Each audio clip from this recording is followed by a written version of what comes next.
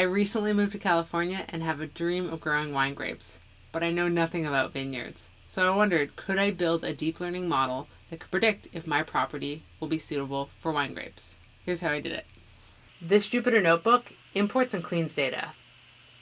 It takes a CSV file with addresses of vineyards and non-vineyards, then feeds that into the Google Maps and WeatherBit APIs to get latitude and longitude, a matrix of elevation points, and historical weather data.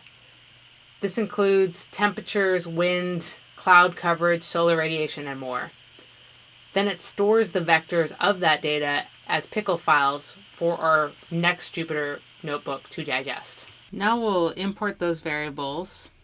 We'll replace missing values with the average of each vector. And you can see here there's the input shapes defined for each variable, so we have quite a bit. We set hyperparameters here to keep track of them for each run. And then the first hidden layer has a convolutional layer for our elevation matrix.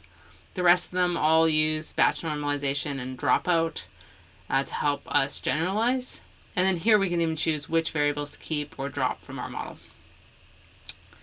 So here's it running through and building. This is actually on my final selected hyperparameters. And then in each run, I plot the training versus validation loss and even save that in a data frame to keep track of what parameters worked or didn't.